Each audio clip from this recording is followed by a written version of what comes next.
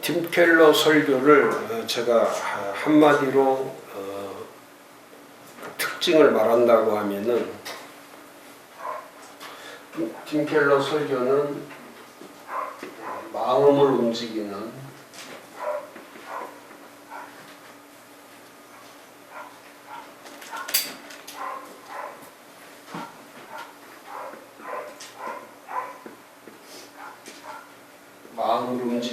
경험적 설교다, 이렇게 정의할 수 있습니다.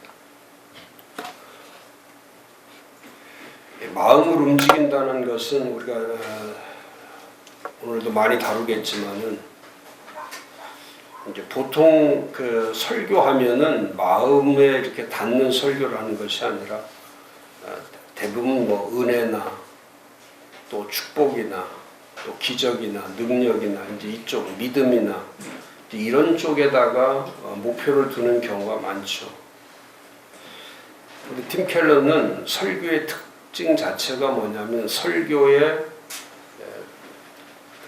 설교 중심을 마음 중심에다 두는 거죠. 마음의 중심.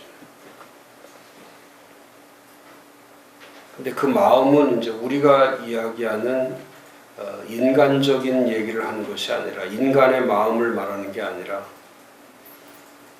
하나님이 말씀하시는 그 중심의 마음을 가리키는 거죠. 그래서 팀 켈러는 그 설교를 할 때에 은혜를 끼치고 기적이 일어나고 능력이 나타나고 또 어떤 대역사가 일어나고 또 사람이 설교를 들으면서 희열을 느끼고 감격을 느끼고 이런 쪽보다는, 팀 켈러는 이 마음이라는 거는 정확하게 두 가지를 얘기하는 거죠. 필링 쪽이 아니고 느낌 쪽이 아니라 어펙션이라고 하는 감정 쪽. 근데 이 어펙션은, 감정은, 느낌은 계속 느낌의 연속일 거고, 이제 감정은 행동으로 가기 전 단계이기 때문에, 그러니까 이 감정에 포커스를 맞추고, 이 감정이 이제 그 사람이 행동으로 무엇을 옮기기 전 단계를 얘기하는 겁니다. 감정이 움직이지 않으면, 마음이 움직이지 않으면 행동이 움직여지지 않습니다. 지식으로 행동이 만들어지는 게 아니라, 그 지식이 그 사람의 마음의 중심으로 움직여서 그 중심으로부터 행동이 만들어지는 거예요. 그러니까 마음을 움직인다는 것은, 더 구체적으로 얘기하면 마음을 움직인다는 것은 행동이 움직여지는 걸 얘기하는 거예요. 행동이 움직여지는. 그러니까 우리는 지금 목사님들은 사람들의 마음 중심에다 말씀을 전해서 그 사람들의 행동이 옮겨지는, 실천적인 행동이 옮겨지는 것을 보고 싶어 하는 게 아니라, 목사님들의 거의 전부 다 그 의욕 자체는 뭐냐면, 은혜를 받고 어떤 변화가 일어나서 능력이 나타나든지 기적이 나타나든지 어떤 갑작스런 그런 현상이 나타나는 거, 여기다가 우리의 포커스를 두는 거죠. 그래서 팀 켈러 설교의 가장 많은 그 중심으로 두는 임팩트는 뭐냐면, 언제나 그 사람의 마음의 중심을 향한, 그리고 그 중심이 움직여지면서 이제 경험적 설교라고 하는 새로운 이제 그 설교의 이제 신설교의 영역을 만들어 준 거죠. 우리는 경험적 설교라고 하기보다도 지성적이고 종교적이고 체험적인 거. 그러니까 설교를 들으면서도 우리는 이 경험이라는 건 뭐냐면 충분한 과정을 갖는 거거든요. 충분한 과정. 그래서 중심이 이동돼서 충분한 과정을 갖는 거예요. 그래서 설교를 할 때는 오늘 강의가 참 중요한 것은 목사님이 지금 설교하는 그 설교의 모습과 팀 켈러의 설교의 모습을 한번 서로 이렇게 비교해 보세요. 그러면 목사님들이 가지고 가는 설교의 세계관과 설교관과 이 팀 켈러의 설교관이 얼마만큼 많은 차이가 있는지를 금방 알 수가 있죠. 저는 이제 그런 생각하는 거죠. 팀 켈러는 처치 플랜팅만 세계적 권위자가 아니고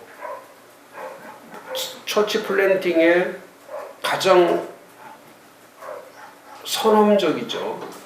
가장 먼저 저기 밖에 나가서 저 개를 어떻게 보내든지 어떻게 좀 해봐. 어? 그 소리 나면은 빨리빨리 움직여야 돼. 그냥 아마 가만히 앉아 있으면 안 돼. 지금 뭐 여기 뭐 강의하는 데지.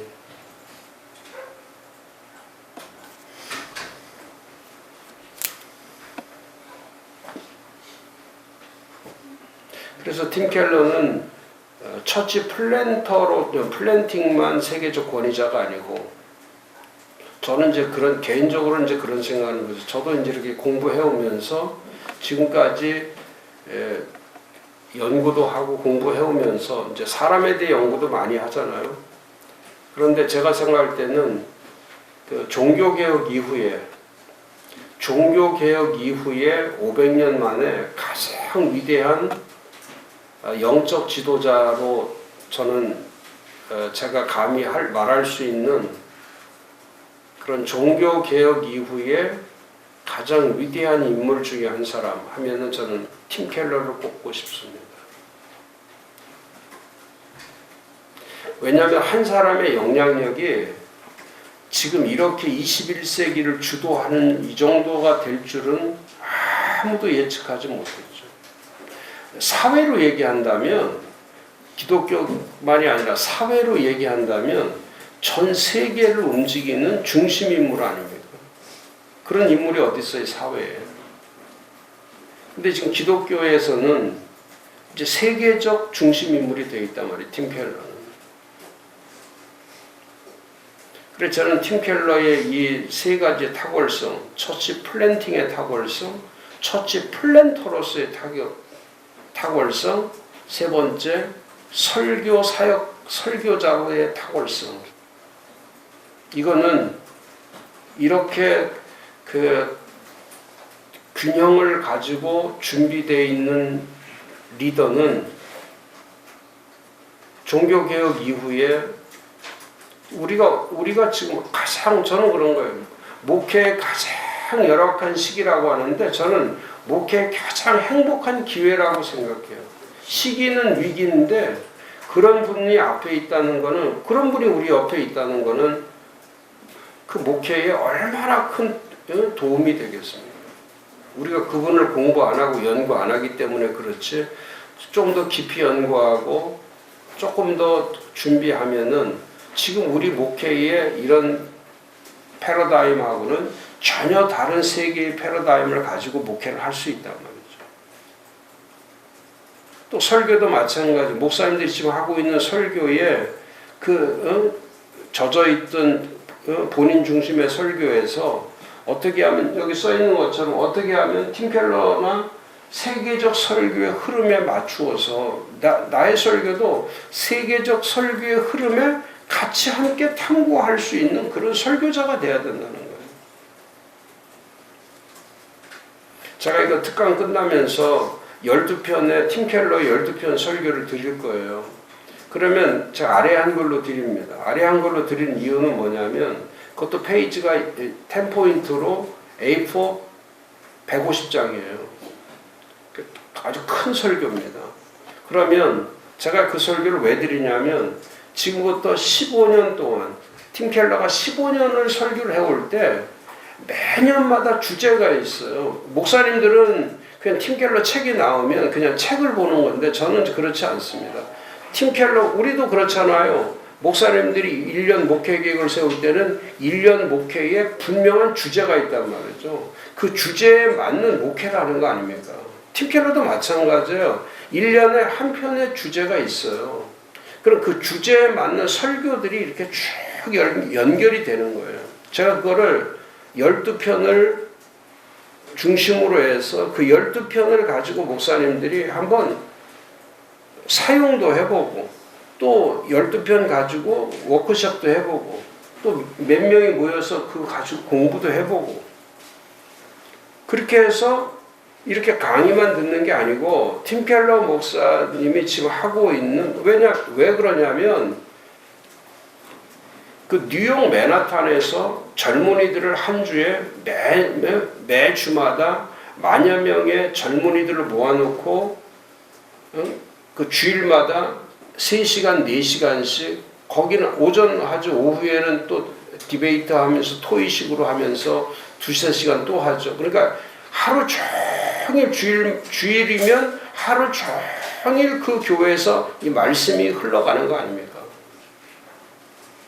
우리 목회하고는 우리는 예배 중심 목회지만 이미 팀 켈러 목사님은 말씀 사역 중심의 목회로 이미 그게 정착이 되어 있는 거란 말이죠. 지금 우리 목회 스타일하고는 전혀 다른 목회 아닙니까? 물론 문화도 다르고 그 사람들의 의식도 다르지만 그들의 의식과 우리의 의식이 다르지만은 그렇지만 지금 한국도 저는 그럴 수 있다는 거예요. 한국도 좀 더 깊이 있는 말씀 사역으로 가면 좀 더 깊이 있게 말씀 사역으로 가면 말씀을 듣고자 하는 젊은이들 말씀을 필요로 하는 사람들이 지금도 교회를 향해서 오게 된다는 거예요. 예배만 드리는 예배 신자에서 정말 하나님의 말씀을 경험하려고 하는 그런 사람들이 지금도 있다는 거예요. 그러니까 이런 그 내용들은 일반적으로 책에서 경험할 수 없는 거니까 목사님들이 좀 집중력을 가지고 함께 보시면은 제가 생각할 때는 이 지금의 설교의 레벨보다는 몇 단계 이렇게 업그레이드 되어 있는 그런 설교의 변용점, 설교의 변용점을 가질 수 있는 그런 중요한 기회가 될 수 있다는 거죠. 이런 제목 하나만 가져도 마음으로 움직이는 경험적 설교. 그러니까 팀 켈러는 마음을 움직이는 경험적 설교가다. 그러니까 우리는 은혜와 축복과 믿음에 중심을 둔 그런 설교를 해왔다면 이분은 말씀이 답이 되는 실천과 행동이 따르는 설교, 행동이 있는 설교, 그 행동이 경험 아닙니까? 그래서 조금 더 깊이 좀 다룰 수 있는, 그리고 연구 좀 할 수 있는 그런 기회가 되면 도움이 될 것 같아서 제가 그 12편 설교 가지고서 한번 공부해 보세요. 그러면 그분의 또 설교 세계관도 설교관도 새롭게 가질 수 있는 기회가 되니까요. 그럼 팀 켈러 설교의 특징은 뭐냐? 첫 번째, 하나님의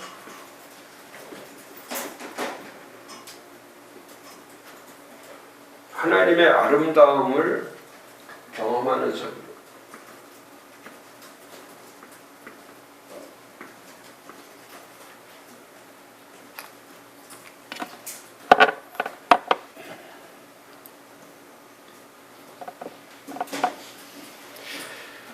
이제 팀 켈러는 그런 거죠. 하나님을 경험해라. 하나님을 경험한다는 것은 목사는 먼저 하나님을 경험해야 돼요. 그러니까 성경을 많이 아는 것도 필요하지만 팀 켈러 말은 성경을 많이 아는 것보다 하나님을 경험하는 게 더 우선 중요하다. 하나님을 경험하는 거. 그러면 하나님을 경험할 때는 그 하나님에 대한 아주 좋은 면, 긍정적인 면을 많이 경험해야 된다. 그것이 뭐냐면 팀 켈러는 그런 얘기를 많이 하죠. 하나님의 아름다움, 하나님의 영광스러움, 하나님의 부요하심, 이런 이 단어들을 잘 하나님의 아름다움, 그리고 어떤 분들은 그런다는 게 목사 자신도 자꾸 율법주의적 신앙을 가져서 하나님이 아름답게 보이는 게 아니라 아름답게 보여야 되는데 하나님이 두렵게 보이고 무섭게 보이고 하나님이 공포스럽고 하나님은 심판하시고 하나님은 징계하시고 이제 이렇게 자꾸 하나님을 경험할 때에 아름다움을 경험하지 않고 두려움을 경험하게 되면 두려움을 경험하는 사람은 그 안에서 이 사랑이라는 것을 만들어내지 못한다는 거예요. 그리고 이 하나님의 아름답다는 게 뭐냐? 하나님의 선하심. 하나님은 끝까지 선을 베푸시는 분이시다. 그러면 그 하나님을 먼저 그 선하신 하나님, 그 영원하신 하나님 말씀은 영원하다. 예를 들어서 이사야 40장 8절에 푸른 마르고 꽃은 시드나 우리 하나님 말씀은 영원히 서리라. 이 하나님을 경험할 때에 이렇게 하나님의 말씀은 영원하다. 영원하신 하나님, 아름다우신 하나님, 이런 하나님을 경험하게 되면 그 하나님을 경험한 사람은 그 말씀의 능력이 나타난다는 거예요. 그 다음에 청중들로 하여금 이분이 하나님의 아름다움을 경험했기 때문에 청중들에게도 하나님의 아름다움을 경험시켜준다는 거예요. 그러니까 지식을 가지고 사람들이 청중을 변화시키는 게 아니고 그 설교자의 경험을 통해서 그 경험이 이제 모든 것을 바라보는 관점을 바꾼다는 거예요. 그러면 하나님을 경험한 사람은 하나님의 관점에서 세상을 바라본다는 거예요. 하나님의 관점에서 아름다움을 본 사람이기 때문에 세상을 볼 때에 악한 걸 먼저 보는 게 아니고 세상을 볼 때도 아름다움을 먼저 본다는 거죠. 그러니까 이런 거와 똑같은 거예요. 먼저 경험된 것이 선하고 아름다운 게 먼저 경험된 사람은 그 사람의 보는 관점과 시야가 아름다운 시야로 모든 것을 보게 된다는 거예요. 그래서 설교가는 설교를 잘하려고 하지 말고 설교에 대해서 뭐 은혜를 끼치냐 그게 중요한 게 아니라 지금 이 설교자가 경험한 것이 아름답고 선한 쪽이 경험이 된 거냐. 그러면 청중들도 자연적으로 그 설교자는 청중들도 아름다움과 선한 것을 경험하도록 그렇게 만들어 준다는 거예요. 근데 지금 우리는 이 하나님의 관점으로 바라보지 않기 때문에, 왜냐하면 하나님을 경험하지 못하니까 하나님의 관점으로 바라보지 못하니까 하나님의 소망도 없는 거고 용기도 없는 거고 또 자신이 얼마나 귀한 존재인지도 모르는 거고, 왜 하나님 안에서 발견된 자신이 아니기 때문에 본인이 또 얼마나 아름다운 존재인지도 모르는 거고.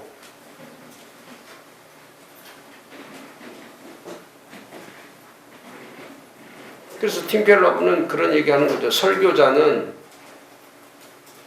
본인이 진정한 아름다움이 하나님께 속해 있음을 본인이 경험하게 될 때 청중들로 하여금 아름다움을 발견할 수 있도록 도움을 줄 수 있다는 거예요. 그런데 신앙생활을 오래 했음에도 불구하고 사람들의 관점은 자신의 관점으로 보지 하나님의 관점을 가지고 보지 않기 때문에, 그러니까 자기 유익이 있을 때는 하나님이 하나님인 것 같고 하나님을 믿는 것 같지만은 아직 하나님의 아름다움과 선하심과 영광스러움과 이